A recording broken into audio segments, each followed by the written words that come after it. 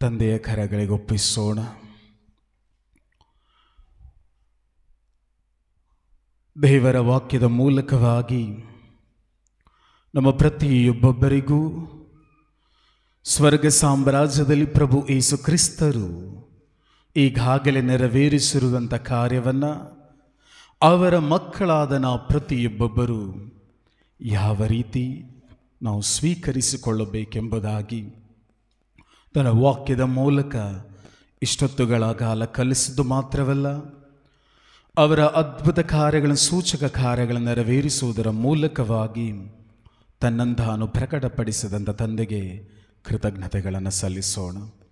ಪ್ರೀತಿಯುಳ್ಳ ತಂದೆ, ಮತ್ತೊಂದು ಆವರ್ತಿ ಈ ಸಮಯದಲ್ಲಿ ಪೂರ್ಣ ಹೃದಯದಿಂದ ಕೃತಜ್ಞತೆಗಳನ್ನು ಸಲ್ಲಿಸುತ್ತಾ, ತಂದೆ, ನೀವೀಗ ಮಾಡಿದ ಪ್ರತಿಯೊಂದೊಂದು ಕಾರ್ಯಗಳಿಗಾಗಿಯೂ ಮುಂದೆ ನೀವು ಮಾಡಲಿಕ್ಕಿರೋ ಮಹತ್ವದ ಕಾರ್ಯಗಳಿಗಾಗಿಯೂ ರಕ್ಷಕರಾದ ಪ್ರಭು ಯೇಸು ಕ್ರಿಸ್ತರ ನಾಮದಲ್ಲಿ ವಂದನೆಗಳನ್ನು, ಕೃತಜ್ಞತೆಗಳನ್ನು ಸಲ್ಲಿಸುತ್ತಾ ಪ್ರಾರ್ಥಿಸ್ತಾ ಇದ್ದೇವೆ. ನಮ್ಮ ಜೀವವುಳ್ಳ ತಂದೆ, ಹೇಳೋಣೆಲ್ಲರೂ ಆಮೇನ್, ಆಮೇನ್, ಆಮೇನ್. ತಂದೆಗೊಮ್ಮೆ ದೊಡ್ಡ ಚಪ್ಪಾಳೆ ತಟ್ಟೋಣ.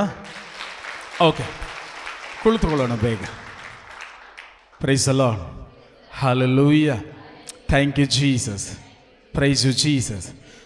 2 ಕೊರಿಂಥರಿಗೆ ಬರೆದ ಪತ್ರ 4ನೇ ಅಧ್ಯಾಯ ವಾಕ್ಯ 13. ಓಕೆ, ಜೋರಾಗಿ ನಾನು ವಿಶ್ವಾಸವಿಟ್ಟೆನು. ಓಕೆ, ಹೇಳೋಣ ಎಲ್ಲರೂ, ನಾನು ವಿಶ್ವಾಸವಿಟ್ಟೆನು, ಆದ್ದರಿಂದ ಮಾತನಾಡಿದೆನು. Praise the lord, hallelujah. ಏನು ಹೇಳ್ತದೆ ದೇವರ ವಾಕ್ಯ? ನಾನು ವಿಶ್ವಾಸವಿಟ್ಟೆನು, ಆದ್ದರಿಂದ ಮಾತನಾಡಿದೆನು. ದ ಇಂಗ್ಲಿಷ್ ಟ್ರಾನ್ಸ್ಲೇಷನ್ ಬೈಬಲ್ ಹೇಳ್ತದೆ, ಐ ಬಿಲೀವ್, ಆದುದರಿಂದ ನಾನು ನಂಬಿದೆನು, ಆದ್ದರಿಂದ ಮಾತನಾಡಿದೆನೆಂಬುದಾಗಿ. ಸೊ ಅದರ ಅರ್ಥ, ನಮ್ಮ ಬಾಯಿಂದ ಬರುವಂತಹ ಪ್ರತಿಯೊಂದು ನುಡಿಗಳು ಕೂಡ ಸುಮ್ಮನೆ ಬರುವಂಥದ್ದಲ್ಲ.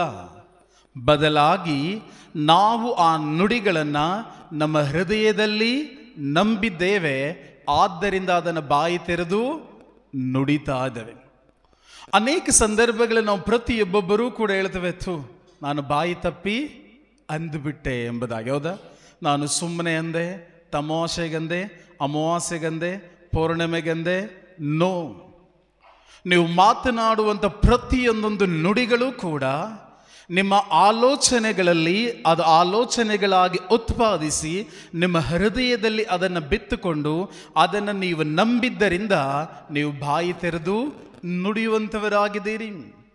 ಅದನ್ನಾಗಿದ್ದಲ್ಲಿ ದೇವರ ವಾಗ್ದಾನ ತಿಳಿಸುವಂತೆ, ನಾನು ನಂಬಿದೆನು ಅಥವಾ ವಿಶ್ವಾಸಿಸಿದೆನು, ಆದ್ದರಿಂದ ನಾನು ಬಾಯಿ ತೆರೆದು ಮಾತನಾಡಿದೆನು, ನುಡಿದೆನೆಂಬುದಾಗಿ. ಅದರರ್ಥ ಪ್ರಿಯರೇ, ನಮ್ಮ ಬಾಯಿಂದ ಬರುವಂತಹ ಪ್ರತಿಯೊಂದೊಂದು ನುಡಿಗಳು ಕೂಡ ತುಂಬ ಮುಖ್ಯವಾದದ್ದು. ಅದಕ್ಕಾಗಿ ದೈವ ವಾಕ್ಯದಲ್ಲಿ ನಾವು ಧ್ಯಾನಿಸುವಾಗ ಹೇಳ್ತದೆ, ನಿಮ್ಮ ಬಾಯಿಂದ ಬರುವಂತಹ ನುಡಿಗಳ ಕಡೆ ಜಾಗರೂಕರಾಗಿರಿ. ಯಾವುದರ ಕಡೆ? ಸೊ ದೇವರ ವಾಗ್ದಾನ ತಿಳಿಸದೆ ಯಾರೋ ಒಂದು ವ್ಯಕ್ತಿ ಇಡೀ ಪ್ರಪಂಚವನ್ನೇ ಗೆಲ್ಲಬಹುದು, ಆದರೆ ಇಡೀ ಪ್ರಪಂಚವನ್ನು ಗೆದ್ದರೂ ಯಾವುದೇ ಪ್ರಯೋಜನ ಇಲ್ಲ. ಬಟ್ ಯಾವ ವ್ಯಕ್ತಿ ತನ್ನ ನಾಲಿಗೆಯನ್ನ ಹತೋಟಿಯಲ್ಲಿ ಹಿಡಿದುಕೊಳ್ತಾನೋ ಅವನು ಪೂರ್ಣವಾದ ಜಯಶಾಲಿ. ಹೌದಾ? ಹೌದಲ್ಲ? ಅದಕ್ಕಾಗಿ ಹೇಳ್ತದೆ ದೈವ ವಾಕ್ಯದಲ್ಲಿ, ಸ್ವರ್ಗ ಸಾಮ್ರಾಜ್ಯದಲ್ಲಿ ನಾವು ಧ್ಯಾನಿಸುವಾಗ ನಮ್ಮ ಬಾಯಿಂದ ಬರುವಂತಹ ಪ್ರತಿಯೊಂದೊಂದು ನುಡಿಗಳು ತುಂಬ ಮುಖ್ಯವಾದದ್ದು. ಪ್ರಭು ಯೇಸು ಕ್ರಿಸ್ತರ ಬಗ್ಗೆ ನಾವು ನುಡಿಯುವಾಗ ಹೇಳ್ತದೆ, ಆತನ ಬಾಯಿಂದ ಒಂದೇ ಒಂದು ಅಪಬದ್ಧ ಮಾತು ಕೂಡ ಬರಲಿಲ್ಲ. ಹೌದಾ? ಅದರ ಅರ್ಥ, ಅವರು ಪ್ರತಿಯೊಮ್ಮೆಯೂ ಕೂಡ ಬಾಯಿ ತೆರೆದು ನುಡಿಯುವಾಗ ಅಲ್ಲಿ ಅದ್ಭುತ ಕಾರ್ಯಗಳು, ಸೂಚಕ ಕಾರ್ಯಗಳನ್ನು ನೆರವೇರಿಸುತ್ತಿತ್ತು ಹೊರತು ಅವರು ಯಾವುದೇ ಕಾರಣಕ್ಕೂ ವ್ಯರ್ಥವಾದಂತಹ ನುಡಿಗಳನ್ನು ನುಡಿಲಿಲ್ಲ. ಅದಕ್ಕಾಗಿ ಹೇಳ್ತದೆ, ಮಾನವನು ಮಾತನಾಡುವ ಪ್ರತಿಯೊಂದೊಂದು ಜೊಳ್ಳು ಮಾತಿಗೂ ಕೂಡ ಲೆಕ್ಕವನ್ನು ಕೊಡಬೇಕು. ಯಾವುದಕ್ಕೆ? ನಮ್ಮ ಬಾಯಿಂದ ಬರುವಂತಹ ನುಡಿಗಳಿಗೆ, ಪ್ರತಿಯೊಂದೊಂದು ನುಡಿಗಳಿಗೂ. ಯಾಕಂದ್ರೆ ದೇವರ ರಾಜ್ಯ ನಮಗೆ ಕಲಿಸುವಂಥದ್ದು ಏನನ್ನೋದಾದರೆ, ನಿಮ್ಮ ಬಾಯಿಂದ ಬರುವಂತಹ ನುಡಿಗಳು ಬಹಳ ಮುಖ್ಯವಾದದ್ದು. ಯಾಕೆಂದರೆ ನಾವು ಇಂದಿನ ತರಗತಿಯಲ್ಲಿ ಧ್ಯಾನಿಸಿದ್ದೇವೆ, ಜ್ಞಾನೋಕ್ತಿ 18:21 ಏನು ಹೇಳ್ತದೆ ದೇವರ ವಾಕ್ಯ? ಜೀವ ಮತ್ತು ಮರಣಗಳ ಶಕ್ತಿ ನಾಲಿಗೆಗಿದೆ. ಅದರ ಅರ್ಥ ನಿಮ್ಮ ಬಾಯಿಂದ ಹೊರಬರುವಂತಹ ಪ್ರತಿಯೊಂದೊಂದು ನುಡಿಗಳಲ್ಲೂ ಒಂದು ಜೀವ ಇದೆ ಅಥವಾ ಇನ್ನೊಂದು ಮರಣ ಇದೆ. ನೀವು ಯಾವ ರೀತಿಯ ನುಡಿಗಳನ್ನು ನುಡಿತೇವೋ ಅದೇ ಫಲಗಳನ್ನು ನಾವು ಅನುಭವಿಸಲಿಕ್ಕೆ ಸಾಧ್ಯ. ನಾನು ನುಡಿಯುವಂತಹ ನುಡಿಗಳು ದೇವರ ವಾಕ್ಯದ ಪ್ರಕಾರ ಇದ್ದು, ದೇವರ ವಾಕ್ಯದ ಪ್ರಕಾರ ಇರುವಂಥ ಆಲೋಚನೆಗಳೊಂದಿಗೆ ನಾನು ಮುನ್ನಡೆಯುವಾಗ ನನ್ನ ಜೀವನದಲ್ಲಿ ನಾನು ಒಳ್ಳೆಯ ಬೀಜಗಳನ್ನು ಬಿತ್ತುತ್ತಾ ಇದ್ದೇನೆ, ಒಳ್ಳೆಯ ಫಲಗಳನ್ನು ನಾನು ಅನುಭವಿಸ್ತೇನೆ.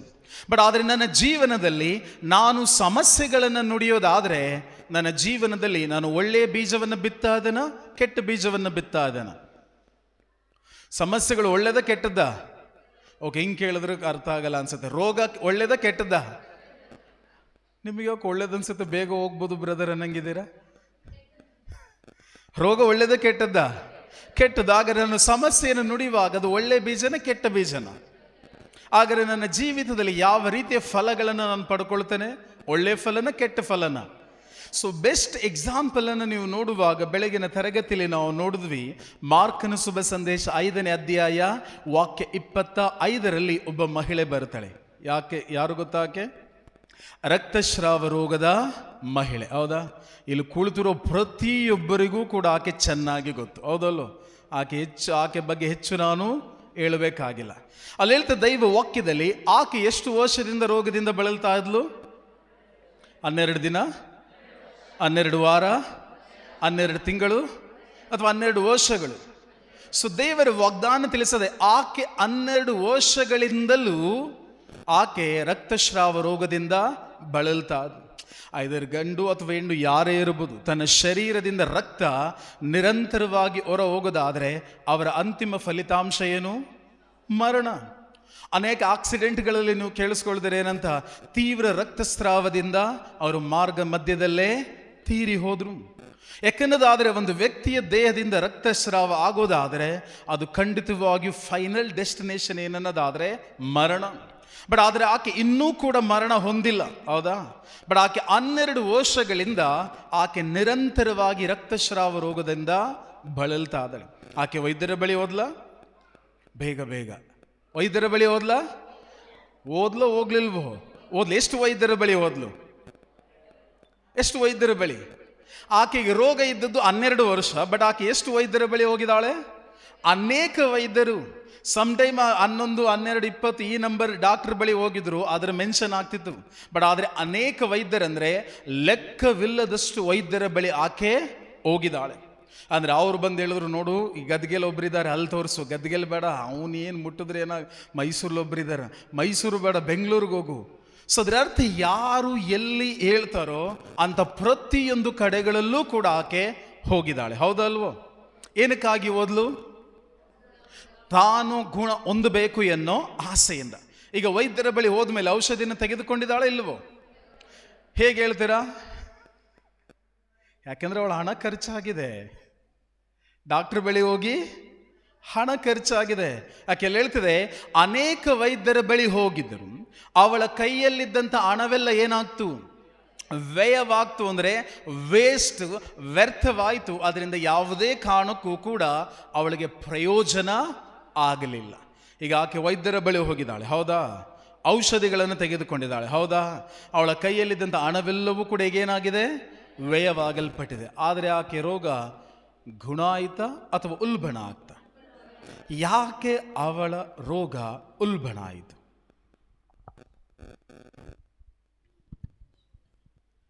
ಬರೀ ನನಗೆ ಇಷ್ಟೇ ಕೇಳ್ತಿರೋದು. ಏನು? ವಿಶ್ವಾಸ ಇರಲಿಲ್ಲ. Okay, next. ಆಕೆ ವೈದ್ಯರ ಬಳಿ ಹೋಗಿದ್ದಾಳೆ, ಹೌದೋ ಅಲ್ವೋ? ಔಷಧಿಗಳನ್ನು ತೆಗೆದುಕೊಂಡಿದ್ದಾಳೆ, ಹೌದೋ ಅಲ್ವೋ? ಆಕೆ ಕೈಯಲ್ಲಿದ್ದ ಹಣವೆಲ್ಲ ಔಷಧಿಗಾಗಿ ವ್ಯಯವಾಗಲ್ಪಟ್ಟಿದೆ. ಬಟ್ ಅವಳ ರೋಗ ಏನಾಗ್ತು? ಯಾವುದೇ ಕಾರಣಕ್ಕೂ ಕೂಡ ರೋಗ ಗುಣ ಆಗಲಿಲ್ಲ, ಬದಲಾಗಿ ಹೆಚ್ಚಿಗೆ ಆಯಿತು. ಹೌದಾ? ಬಟ್ ಏತಕ್ಕಾಗಿ ಆಕೆಯ ರೋಗ ಹೆಚ್ಚಲ್ಪಡ್ತು? ಅವಳಿಗೆ ವಿಶ್ವಾಸ ಇರಲಿಲ್ಲ ಎಂಬುದಾಗಿ ಹೇಳಿದ್ವಿ. ಹೌದು? ಯಾವುದ್ರ ಮೇಲೆ? ಡಾಕ್ಟರ್ ಮೇಲೆ.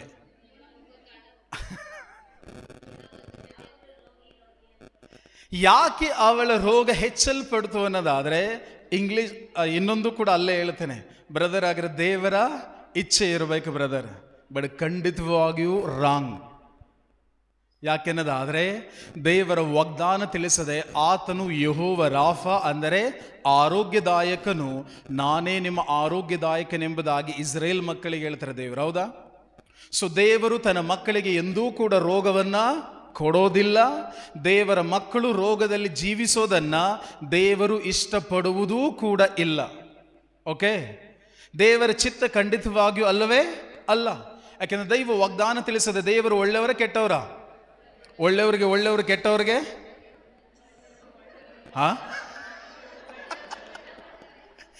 ದೇವರು ಒಳ್ಳೆಯವರಿಗೆ ಒಳ್ಳೆಯವರ, ಕೆಟ್ಟವರಿಗೆ ಕೆಟ್ಟವರ? ಒಳ್ಳೆಯವರಿಗೂ ಒಳ್ಳೆಯವರೇ, ಕೆಟ್ಟವರಿಗೂ ಕೆಟ್ಟವರೇ. ಬಟ್ ನಮ್ಮ ಸ್ವಭಾವ ಅದು ಏನಂದ್ರೆ ಒಳ್ಳೆಯವ್ರಿಗೆ ಒಳ್ಳೆಯವರು, ಕೆಟ್ಟವ್ರಿಗೆ ಕೆಟ್ಟವರು. You bad, I am your dad. ನೀನು ಕೆಟ್ಟವನಾದರೆ ನಾನು ನಿಮ್ಮಪ್ಪ, ಅದು ನಾವು ಹೇಳೋದು. ಬಟ್ ದೇವರ ಸ್ವಭಾವ ಒಳ್ಳೆಯವರಿಗೂ ಒಳ್ಳೆಯವರೇ, ಕೆಟ್ಟವರಿಗೂ ಒಳ್ಳೆಯವರೇ. Praise the Lord. ಆದರೆ ಒಳ್ಳೆಯ ಮರ ಒಳ್ಳೆಯ ಫಲವನ್ನು ಕೊಡ್ತದೋ ಹೊರತು ಒಳ್ಳೆಯ ಮರ ಕೆಟ್ಟ ಫಲವನ್ನು ಕೊಡಲಿಕ್ಕೆ ಸಾಧ್ಯವಿಲ್ಲ. ಕೆಟ್ಟ ಮರ ಕೆಟ್ಟ ಫಲವನ್ನು ಕೊಡ್ತದೋ ಹೊರತು ಒಳ್ಳೆಯ ಫಲವನ್ನು ಕೊಡಲಿಕ್ಕೆ ಸಾಧ್ಯವಿಲ್ಲ. ಯಾರದನ್ನು ಹೇಳುವಂಥದ್ದು? ಪ್ರಭು ಯೇಸು ಕ್ರಿಸ್ತರು ಯಾರ ಬಗ್ಗೆ?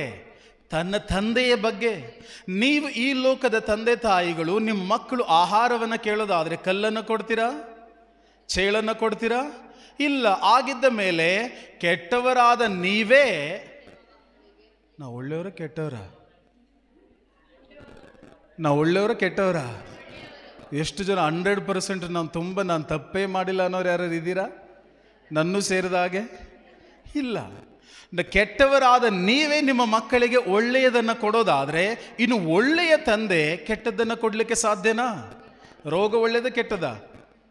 ಕೆಟ್ಟದಾದರೆ ದೇವರು ರೋಗ ಕೊಡಲಿಕ್ಕೆ ಸಾಧ್ಯನಾ? ನೋ.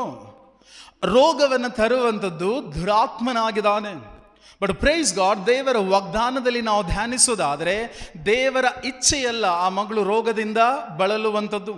ಬಟ್ ಆಕೆ ಅನೇಕ ವೈದ್ಯರ ಬಳಿ ಹೋಗಿಯೂ ಔಷಧಿಗಳನ್ನು ತೆಗೆದುಕೊಂಡೂ ಕೂಡ ಏತಕ್ಕಾಗಿ ಅವಳ ರೋಗ ಹೆಚ್ಚಲ್ಪಡ್ತು ಅನ್ನೋದಾದರೆ ಇಂಗ್ಲಿಷ್ ಬೈಬಲಲ್ಲಿ ಒಂದು ವರ್ಡ್ ಹೇಳ್ತದೆ, ಶಿ ವಾಸ್ ಗ್ರೋ ಎಂಬುದಾಗಿ. ಆಕೆ ಕೆಟ್ಟದ್ದನ್ನು ಬೆಳೀತಾ ಇದ್ಲು. ಏನು ಕೆಟ್ಟದ್ದನ್ನು ಅಂದರೆ ತನಗಿರುವಂತಹ ರೋಗವನ್ನು ಬೆಳೀತಾ ಇದ್ಲು. ಏನು ಬೆಳೆಯೋದು ಅಂದರೆ, ನೀವು ಪ್ರತಿಯೊಬ್ಬರು ರೈತರಿದ್ದೀರಿ, ಹೌದಲ್ಲೋ? ಬಿತ್ತದ ಯಾವುದೇ ಕಾರಣಕ್ಕೂ ಬೆಳೆ ಬರಲಿಕ್ಕೆ ಸಾಧ್ಯ ಇಲ್ಲ. ಹಾಗಾದರೆ ಅವಳು ಕೆಟ್ಟದ್ದನ್ನು ಬೆಳೀತಾ ಇದ್ಲು ಅಂದರೆ ಕೆಟ್ಟದ್ದನ್ನು ಆಕೆ ಬಿತ್ತುತ್ತಾ ಇದ್ಲು. ಏನು ಕೆಟ್ಟದ್ದಂದರೆ, ಅವಳು ವೈದ್ಯರ ಬಳಿ ಹೋಗಲ್ಪಟ್ಟರೂ ಔಷಧಿಗಳನ್ನು ತೆಗೆದುಕೊಂಡರೂ ಕೂಡ ಅವಳು ಪ್ರತಿದಿನವೂ ತನಗಿರುವಂತಹ ರೋಗದ ಬಗ್ಗೆಯೇ ಆಲೋಚನೆಯನ್ನು ಮಾಡ್ತಾ ಇದ್ಲು. ಅದನ್ನೇ ಆಕೆ ಪ್ರತಿನಿತ್ಯವೂ ಕೂಡ ಬಾಯಿ ತೆರೆದು ನುಡಿತಾ ಇದ್ಲು. ಎಲ್ಲಿಯವರೆಗೆ ಪ್ರಿಯರೇ ಆಕೆ ಅದನ್ನೇ ಬಾಯಿ ತೆರೆದು ನುಡಿದು ಅದನ್ನೇ ಆಲೋಚಿಸುತ್ತಾ ಅದರಂತೆಯೇ ಮುನ್ನಡಿತಾ ಇದ್ಲು. ಅಯ್ಯೋ, ಗದ್ಗೆಗೂ ಹೋದೆ, ಗುಣ ಆಗಲಿಲ್ಲ. ಏನೋ 1-2 ದಿನ ಸುಮಾರಾಗಿದ್ದೆ, ಮತ್ತೆ 3ನೇ ದಿನದಿಂದ ಹಾಗೆ ಹಾಳಾದ್ದು. ಇವರೆಲ್ಲ ಹೆಂಗಿದ್ದಾರೆ, ನನ್ನ ಜೀವನ ಮಾತ್ರ ಹೀಗಾಗಿದೆ. ನನಗೇ ಬರಬೇಕಾ? ನನ್ನ ಕುಟುಂಬದಲ್ಲಿ ಯಾರಿಗೂ ಇರಲಿಲ್ಲ, ನನ್ನ ಜೀವನದಲ್ಲೇ ಹೀಗಾಗಬೇಕಾ? ನಾನು ಯಾರಿಗೂ ಕೆಟ್ಟದ್ದು ಬಯಸಲಿಲ್ಲ. ಇದೇ ರೀತಿ ಪ್ರಿಯರೇ ಆಕೆ ತನಗಿದ್ದಂತಹ ರೋಗದ ಬಗ್ಗೆಯೇ ಆಲೋಚಿಸ್ತಾ ಇದ್ದಾಳೆ, ತನಗಿದ್ದಂತಹ ರೋಗದ ಬಗ್ಗೆಯೇ ಮಾತನಾಡ್ತಾ ಇದ್ದಾಳೆ. ಎಲ್ಲಿಯವರೆಗೆ ಆಕೆ ತನಗಿದ್ದಂತಹ ಸಮಸ್ಯೆಯನ್ನೇ ಮಾತನಾಡ್ತಿದ್ಲೋ ಅದು ಒಳ್ಳೆಯದ ಕೆಟ್ಟದ್ದ? ಆ ಕೆಟ್ಟದ್ದನ್ನೇ ಬಿತ್ತುತ್ತಾ ಇದ್ಲು, ಕೆಟ್ಟದ್ದನ್ನೇ ಕೊಯ್ತಾ ಇದ್ಲು. ಬಟ್ ಆದರೆ ಆಕೆಯ ಬಳಿ ಯಾರೋ ಒಬ್ಬರು ಬಂದು ಯಾರ ಬಗ್ಗೆ ಹೇಳ್ತಾರೆ? ಯೇಸುವಿನ ಬಗ್ಗೆ ಹೇಳ್ತಾರೆ. ಏನಂತ ಹೇಳ್ತಾರೆ ಯೇಸುವಿನ ಬಗ್ಗೆ? ಯೇಸುವಿನ ಬಗ್ಗೆ ಏನು ಹೇಳಲಿಕ್ಕೆ ಸಾಧ್ಯ? ಯೇಸುವಿನ ಬಗ್ಗೆ ಹೇಳ್ದ, ಹೌದು ಅಲ್ವೋ? ಏನಂತ ಹೇಳಿರ್ತಾನೆ? ನೋಡು ಅಕ್ಕ, ನೀನು ಯಾಕೆ 12 ವರ್ಷದಿಂದ ಈ ರೋಗದಿಂದ ಬಳಲ್ತಾ ಇದೆಯಾ?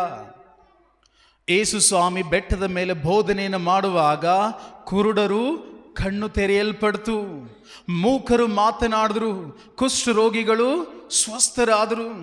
ಯೇಸು ಸ್ವಾಮಿ ದೈವ ವಾಗ್ದಾನದಲ್ಲಿ ನೋಡುವಾಗ ಗೂನು ಬೆನ್ನಿನ ಮಗಳ ಮೇಲೆ ಕೈಯನ್ನಿಡುವಾಗ ಆಕೆ ಗೂನು ನೆಟ್ಟಗಾಗಲ್ಪಡ್ತು.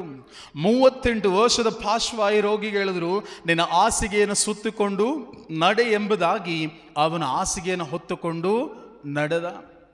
ಅದರರ್ಥ ಯಾವಾಗ ಆಕೆ ಯೇಸುವಿನ ಬಗ್ಗೆ ಕೇಳಿಸ್ಕೊಂಡ್ಲೋ ಆಕೆಯಲ್ಲಿ ಏನುಂಟಾಯಿತು? ಯೇಸುವಿನ ಬಗ್ಗೆ ಕೇಳುವಾಗ ಏನಾಗುತ್ತೆ? ಶುಭ ಸಂದೇಶವನ್ನು ಆಲಿಸುವಾಗ ಯಾರು ಬರ್ತಾರೆ?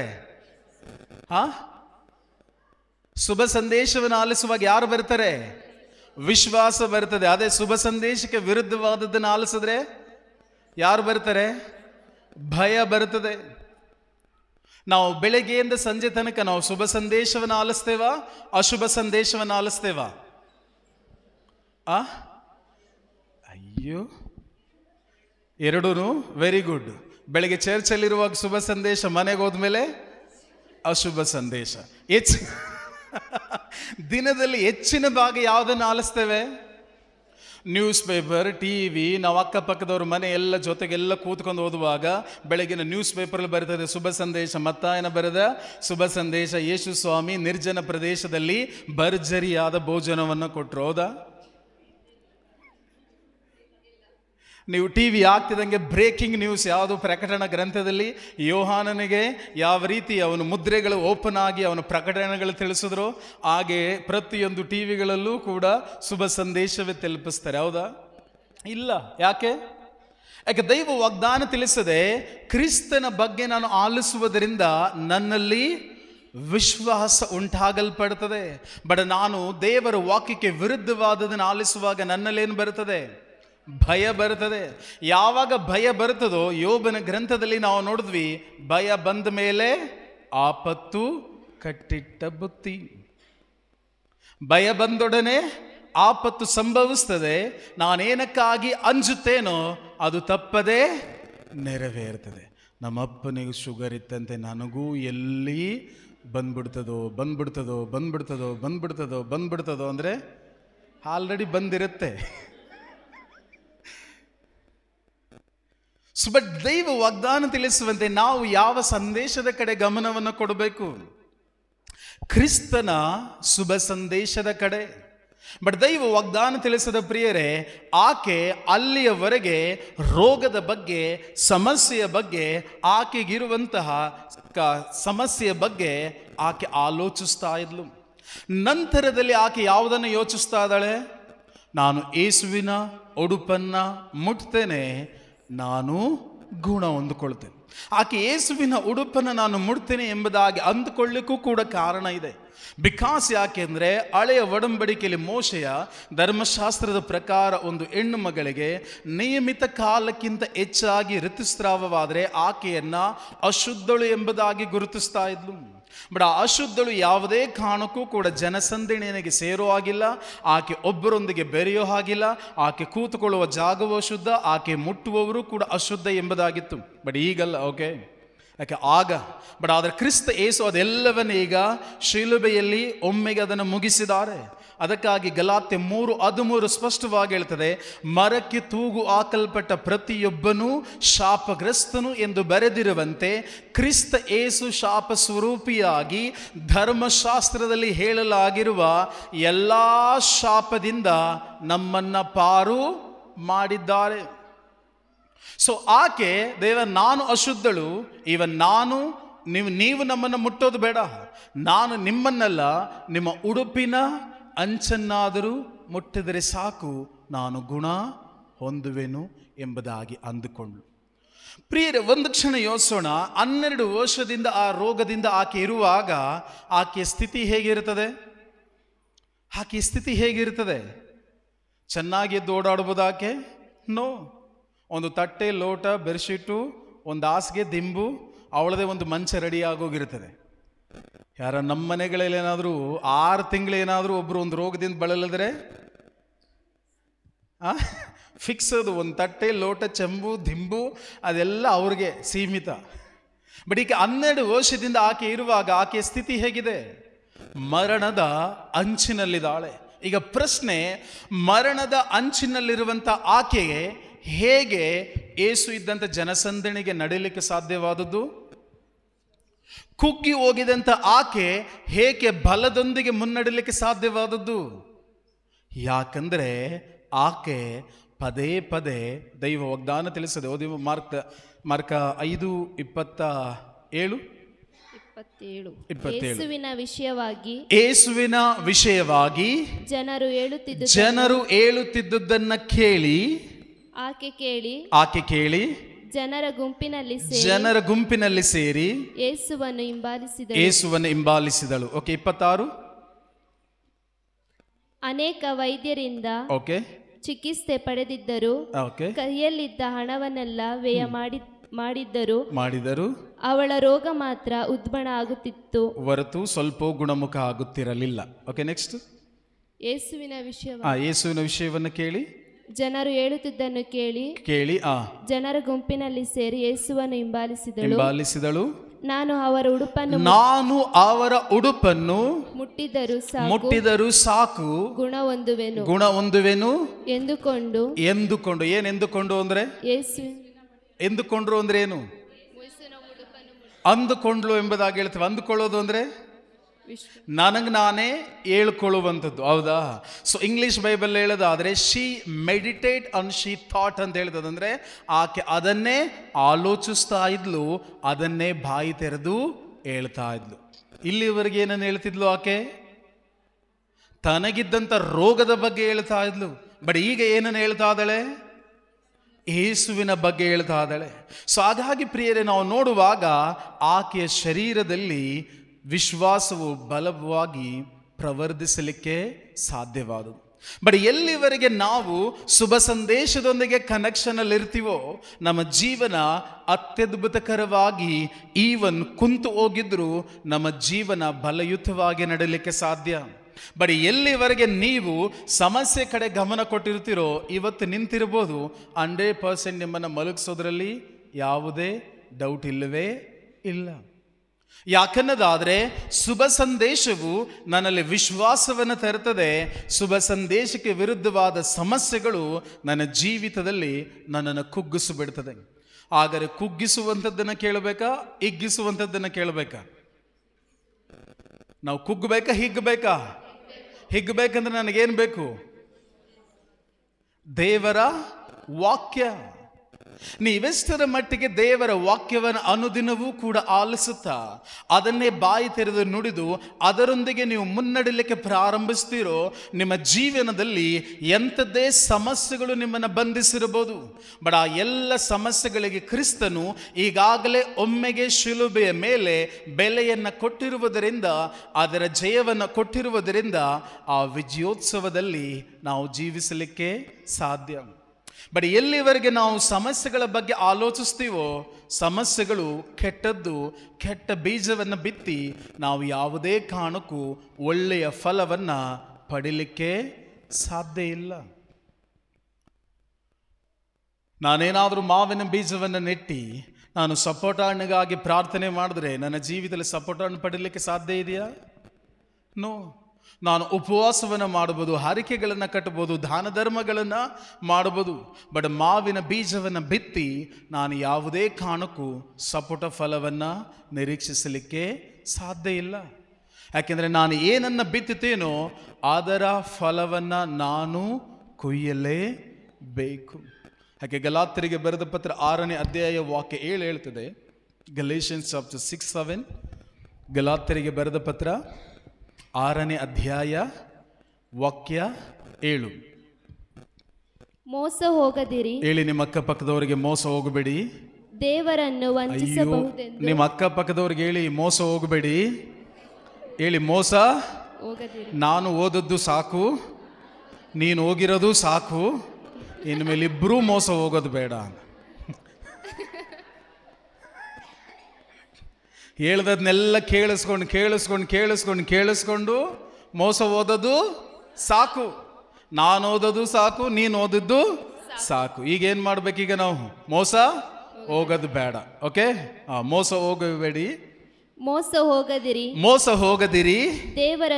ದೇವರನ್ನು ವಂಚಿಸಬಹುದೆಂದು ಭಾವಿಸದಿರಿ. ಏನು ವಂಚನೆ ಅಂದ್ರೆ? ಏನು ವಂಚನೆ ಅಂದ್ರೆ? ಹೇಳದೇ ಒಂದು, ಮಾಡದೇ ಒಂದು, ಹೋಗೇ ಇರಲ್ಲ, ಹೋಗಿದ್ದೆ ಅಂತ ಹೇಳೋದು, ಹೌದಲ್ವೋ? ಸೊ ಅದೇ ರೀತಿ ದೇವರ ಮುಂದೆ ದೇವರನ್ನು ವಂಚಿಸಬಹುದೆಂದು ಭಾವಿಸಬೇಡಿ. ಬಿತ್ತುವುದನ್ನೇ ಕೊಯ್ಯುತ್ತೇವೆ ಎಂಬುದನ್ನ ನೆನಪಿನಲ್ಲಿ. ಏಡನ್ನ ನೆನಪಿನಲ್ಲಿಡಬೇಕಂತೆ ನಾವು. ನೀವೇನನ್ನ ಬಿತ್ತುತ್ತೀರೋ ಅದೇ ಫಲವನ್ನ ನೀವು ಕುಯ್ಯಲಿಕ್ಕೆ ಸಾಧ್ಯ.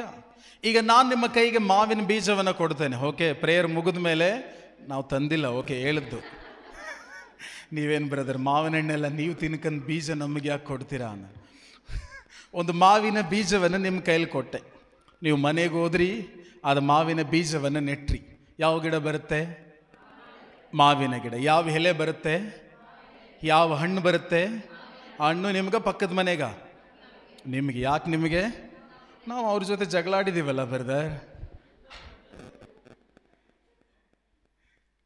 ಮಾವಿನ ಹಣ್ಣಿನ ಫಲ ಯಾರಿಗೆ? ನಮಗೆ. ಈವನ್ ಆ ಕಡೆ ಹೋಗಿದ್ರು ನಮಗೇನೆ ಎಳೆದು ಹಗ್ಗ ಕಟ್ಟಿ ಹಿಂಗೆ ಬೆಂಡ್ ಮಾಡಿಬಿಡ್ತೀವಿ. ಯಾಕೆ? ಒಂದು ಕಾಯಿ ಹೋಗ್ಬಾರ್ದು, ಹಂಗೆ ಪ್ರಾಣಿ ಪಕ್ಷಿಗಳು ತಿನ್ಕಂದ್ರು ಇಲ್ಲ, ಹಂಗೆ ಯಾರು ಮಾಡಲ್ಲ ಇಲ್ಲಿ. ಓಕೆ, ಇಲ್ಲಿ ಆ ಕಡೆ ನಮ್ಮದು ಮೈಸೂರಿಂದ ಆ ಕಡೆ ಇದೆಯಲ್ಲ ಅಲ್ಲಿ. ಓಕೆ, ನಮ್ಮ ಕಡೆ ಎಲ್ಲ ಏನು ಮಾಡಿದ್ದಾರೆ ಅಂದರೆ ಗ್ರೀನ್ ಕ್ಲಾತ್ ಬರ್ತದಲ್ಲ, ಮೊಗರು ಹೋಗ್ಬಾರ್ದು ಅವ್ರ ಕಡೆ, ಸುತ್ತ ಮರಕ್ಕೆ ಕೌಚಿ ನಮ್ಮ ಕಡೆ ತಿರುಗಿಸಿರ್ತಾರೆ. ಯಾಕೆ ಆ ಮರದ ಹಣ್ಣು ನಿಮಗೆ? ಆ ಬೀಜವನ್ನು ನೆಟ್ಟಿರುವಂಥವರು ನೀವು. ಆ ಮರದಲ್ಲಿ ಹಣ್ಣು ಇಷ್ಟಪಟ್ಟು ಒಂದೋ ಎರಡನ್ನು ನೀವು ಕೊಡ್ಬೋದೋ ಹೊರತು ಆ ಮರದ ಪೂರ್ಣ ಫಲ ಬಂದು ಯಾರಿಗೆ? ನಿಮಗೆ. ಯಾಕಂದರೆ ಆ ಬೀಜವನ್ನು ನೆಟ್ಟಿರೋರು ಯಾರು? ನೀವು. ಸುದೇ ರೀತಿ ಪ್ರಿಯರೇ, ಕಣ್ಣಿಗೆ ಕಾಣುವಂಥ ಮಾವಿನ ಬೀಜವನ್ನು ಊತಿಟ್ರೆ ಯಾವ ಗಿಡ ಬರ್ತದೆ? ಕಣ್ಣಿಗೆ ಕಾಣುವಂಥ ಮಾವಿನ ಮರ ಬರ್ತದೆ, ಕಣ್ಣಿಗೆ ಕಾಣುವಂಥ ಮಾವಿನ ಹಣ್ಣನ್ನು ಪಡ್ಕೊಳ್ತೇವೆ. ಬಟ್ ಅದು ಸ್ವಾಭಾವಿಕ ಅಂದರೆ ಕಣ್ಣಿಗೆ ಕಾಣುವಂಥದ್ದು. ಆಧ್ಯಾತ್ಮಿಕತೆ ಅಂದರೆ ಕಣ್ಣಿಗೆ ಕಾಣೋದಿಲ್ಲ. ನಾನು ನಿಮ್ಮ ಜೊತೆ ಮಾತಾಡ್ತಾ ಇದ್ದೇನೆ, ಹೌದಲ್ಲೋ? ನನ್ನ ಮಾತು ನಿಮಗೆ ಕಾಣಿಸ್ತಿದೆಯಾ? ಹೌದು. ನಿದ್ದೆ ಮಾಡ್ತಿರೋರು ಕಾಣಿಸ್ತಿದೆ, ಇಲ್ಲದೇದವ್ರು ಕೇಳಿಸ್ತಿದೆ. ಓಕೆ, ನನ್ನ ಬಾಯಿ ಹೀಗನ್ನೋದು ಕಾಣಿಸ್ತಿದೆ ಅಷ್ಟೇ. ಓಕೆ, ಅದರಿಂದ ಬರುವಂಥ ನುಡಿಗಳು ಕಾಣಿಸ್ತಿಲ್ಲ, ಬದಲಾಗಿ ಕೇಳಿಸ್ತಿದೆ. ಯಾಕಂದರೆ ವರ್ಡ್ಸ್ ಆರ್ ಸ್ಪಿರಿಚುವಲ್. ನುಡಿಗಳು ಆಧ್ಯಾತ್ಮಿಕವಾದದ್ದು. ದೇವರಿದ್ದಾರಾ? Very good. ಓಕೆ, ಕಣ್ಣು ಕಾಣಿಸ್ತಾರಾ? ನೋ. ಯಾಕೆ? ಅದು ಆಧ್ಯಾತ್ಮಿಕವೇ. ಸ್ವಾಭಾವಿಕತೆ ಅಂದರೆ ಕಣ್ಣಿಗೆ ಕಾಣುವಂಥದ್ದು, ಆಧ್ಯಾತ್ಮಿಕತೆ ಅಂದರೆ ಕಣ್ಣಿಗೆ ಕಾಣದೇ ಇರುವಂಥದ್ದು. ಸ್ವಾಭಾವಿಕವಾದ ಬೀಜವನ್ನು ಬಿತ್ತಿದ್ರೆ ಸ್ವಾಭಾವಿಕವಾದ ಫಲ ಬರ್ತದೆ, ಸ್ವಾಭಾವಿಕವಾದ ಹಣ್ಣನ್ನು ಅನುಭವಿಸ್ತಾನೆ. ಅದೇ ರೀತಿ ಆಧ್ಯಾತ್ಮಿಕವಾದ ಬೀಜಗಳು ಯಾವುದೆಂದರೆ ನನ್ನ ಬಾಯಿಂದ ಬರುವಂತಹ ನುಡಿಗಳು, ನನ್ನ ಆಲೋಚನೆಗಳು, ನನ್ನ ನಿರ್ಧಾರಗಳು. ನಾನು ಪ್ರತಿ ಬಾರಿ ಬಾಯಿ ತೆರೆದು ನುಡಿಯುವಾಗ, ನಾನು ಆಲೋಚನೆಯನ್ನು ಮಾಡುವಾಗ, ನಾನು ನಿರ್ಧಾರಗಳನ್ನು ಕೈ ತೆಗೆದುಕೊಳ್ಳುವಾಗ ಬೀಜಗಳನ್ನು ಬಿತ್ತನೆ ಮಾಡ್ತಾ ಇದ್ದೇನೆ ಎಂಬುದಾಗಿ. 100% ಬೀಜವನ್ನು ಬಿತ್ತಿದ ಮೇಲೆ ಫಲ ಬಂದೇ ಬರುತ್ತೆ. ಹೌದಾ? ಯಾವ ಫಲ ಬರ್ತದೆ?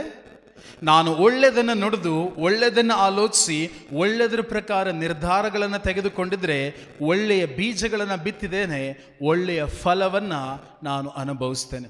ಅದೇ ನಾನು ಕೆಟ್ಟದ್ದನ್ನು ಬಿತ್ತಿ, ಕೆಟ್ಟದ್ರ ಪ್ರಕಾರ ಆಲೋಚಿಸಿ, ಕೆಟ್ಟದ್ರ ಪ್ರಕಾರ ನಿರ್ಧಾರವನ್ನು ತೆಗೆದುಕೊಂಡ್ರೆ, ಕೆಟ್ಟ ಬೀಜಗಳನ್ನು ಬಿತ್ತಿದ್ದೇನೆ, ಅದು ಕೂಡ ನನ್ನಲ್ಲಿ ಕೆಟ್ಟ ಫಲಗಳನ್ನು ಹೊರತರಲಿಕ್ಕೆ ಸಾಧ್ಯ.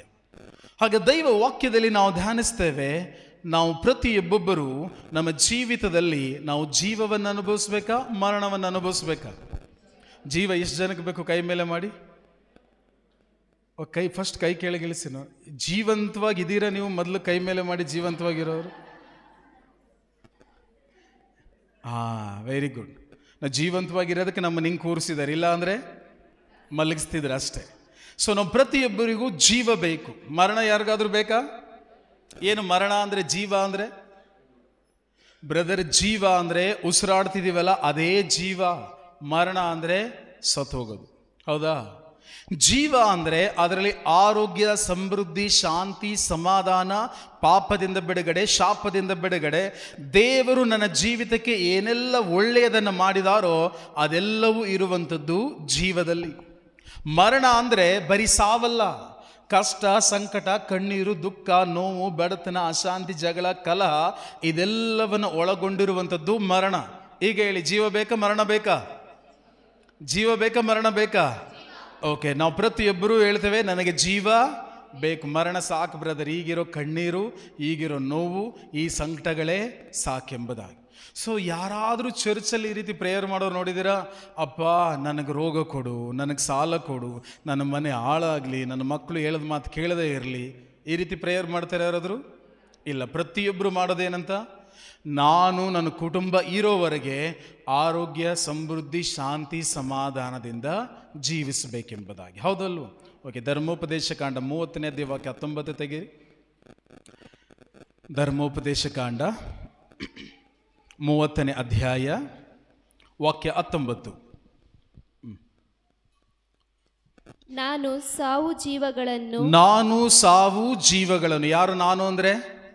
ಏನು ಸಿಸ್ಟರ್ ನಿಮ್ಮ ಹೆಸರು? ಸ್ಪರ್ಶಿತ ಅವರು. ಹೌದಾ? ನಾನು ಅಂದರೆ ಯಾರು? ನೀವೇ. Okay, very good. ನಾನು ಸಾವು ಜೀವಗಳನ್ನು ಅಂತ ಯಾರು ಹೇಳ್ತಿರುವಂಥದ್ದು? ಆ ದೇವರು ಭೂಮಿ ಆಕಾಶಗಳನ್ನು ಉಂಟು ಮಾಡಿದಂತ ಸರ್ವಶಕ್ತ ದೇವರು ಹೇಳ್ತಾ ಇದ್ದಾರೆ ಏನಂತ? ನಾನು ಸಾವು ಜೀವಗಳನ್ನು, ಶಾಪ ಮತ್ತು ಆಶೀರ್ವಾದಗಳನ್ನು ಈಗ ನಿಮ್ಮ ಮುಂದೆ ಇಟ್ಟಿದ್ದೇನೆ. ಇದಕ್ಕೆ ಭೂಮಿ ಆಕಾಶಗಳೇ ಸಾಕ್ಷಿಯಾಗಿರಲಿ. ಆದುದರಿಂದ ನೀವು ನಿಮ್ಮ ಸಂತತಿಯವರು ಬದುಕಿ ಬಾಳುವಂತೆ ಜೀವವನ್ನೇ ಆರಿಸಿಕೊಳ್ಳಿ. ಏನನ್ನು ಆರಿಸ್ಕೊಳ್ಬೇಕಂತೆ? ದೇವರು ಆರಿಸ್ಕೊಡ್ತಾರ, ನಾವು ಆರಿಸ್ಕೋಬೇಕಾ? ದೇವರು ಆರಿಸ್ಕೊಡ್ತಾರ, ನಾವು ಆರಿಸ್ಕೋಬೇಕಾ? ಹಾಗಾದ್ರೆ ಆಯ್ಕೆ ಇರೋದು ಯಾರ ಕೈಲಿ? ನಿರ್ಧಾರ ಇರೋದು ಯಾರ ಕೈಲಿ? ಹಾಗಾದ್ರೆ ನಮ್ಮ ಭವಿಷ್ಯ ಇರೋದು ಯಾರ ಕೈಲಿ? ಬಟ್ ಇಲ್ಲಿವರೆಗೆ ಎಲ್ಲಿರ್ತದೆ ನಮ್ಮದು ಭವಿಷ್ಯ? ಆಂಡವರು ಬದರ್, ಇರಂಗ ಬದರ್.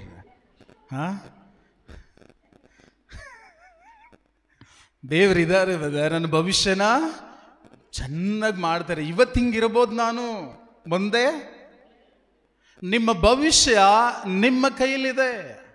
ನೀವು ತೆಗೆದುಕೊಳ್ಳುವ ನಿರ್ಧಾರದ ಮೇಲೆ ನಿಮ್ಮ ಭವಿಷ್ಯಗಳು ರೂಪುಗೊಳ್ಳುತ್ತದೆ.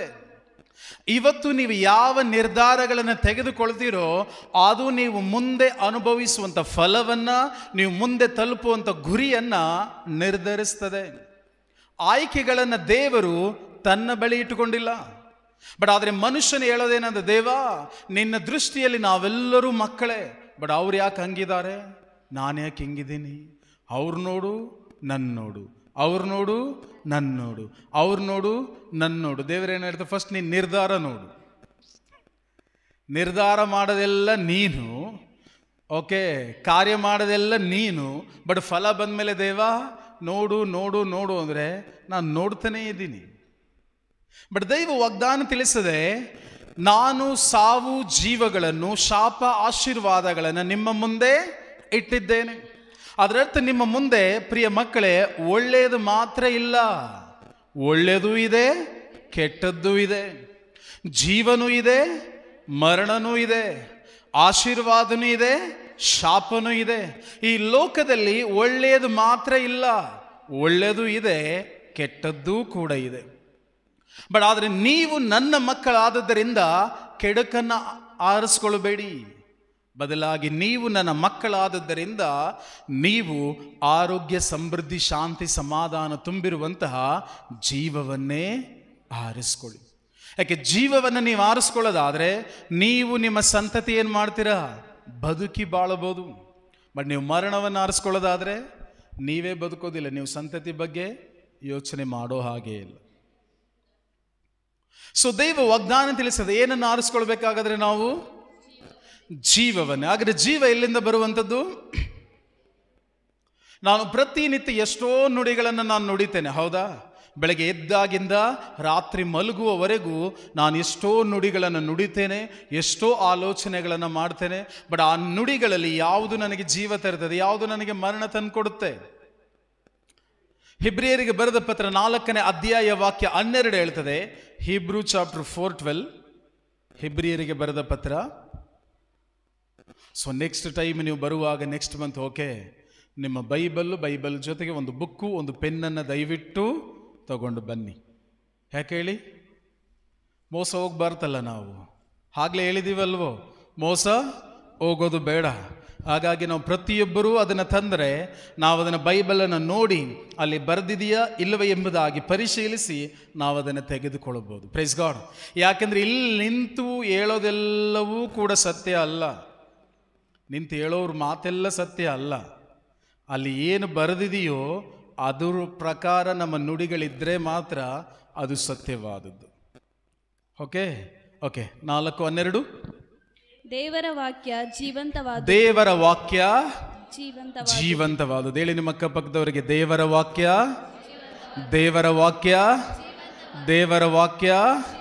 ಜೀವಂತವಾದದ್ದು. Price the lord. ಅಂದ್ರೆ ಯಾವುದಕ್ಕೆ ಜೀವ ಇರುವಂಥದ್ದು? ದೇವರ ವಾಕ್ಯಕ್ಕೆ ಮಾತ್ರ ಜೀವ ಇರುವಂಥದ್ದು. ದೇವರ ವಾಕ್ಯಕ್ಕೆ ವಿರುದ್ಧವಾದದ್ರಲ್ಲಿ ಏನಿದೆ? ಮರಣ ಇದೆ. ಏನು ದೇವರ ವಾಕ್ಯಕ್ಕೆ ವಿರುದ್ಧವಾದದ್ದು ಅಂದರೆ ನಮಗಿರುವಂತಹ ಕಷ್ಟ, ಸಂಕಟಗಳು, ಸಮಸ್ಯೆಗಳು ನಮಗೆ ಮರಣವನ್ನು ತಂದುಕೊಡುತ್ತದೆ.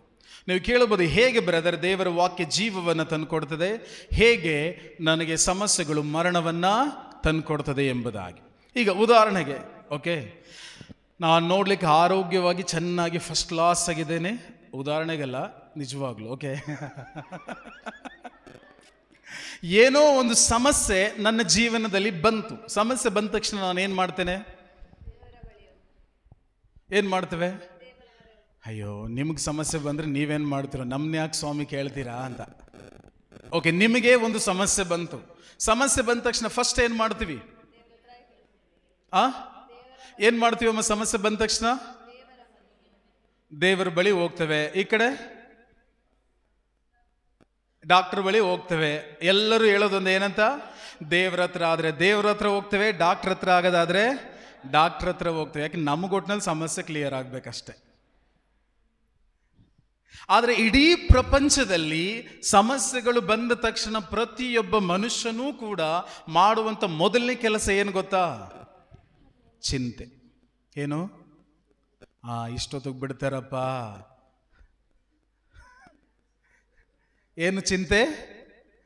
ಯಾಕಪ್ಪ ಈ ಸಮಸ್ಯೆ ಬಂತು, ಏನಕ್ಕೆ ಬಂತು, ಹಿಂಗೆ ಆದರೆ ಇನ್ನು ಹೆಂಗೆ, ಈಗಲೇ ಹಿಂಗೆ, ಮುಂದಕ್ಕೆ ಇನ್ನು ಹೆಂಗೆ ಅಲ್ಲ. ಪ್ರತಿಯೊಬ್ಬರಿಗೂ ಅದೇ, ಹೌದಾ? ಸಮಸ್ಯೆ ಬಂದ ತಕ್ಷಣ ಫಸ್ಟ್ ಏನು ಮಾಡ್ತೇವೆ? ಚಿಂತೆ. ಈಗ ಚಿಂತೆಯಲ್ಲಿ ಇದ್ಮೇಲೆ ಊಟ ನಿದ್ರೆ ಚೆನ್ನಾಗಿ ಸೇರುತ್ತಾ?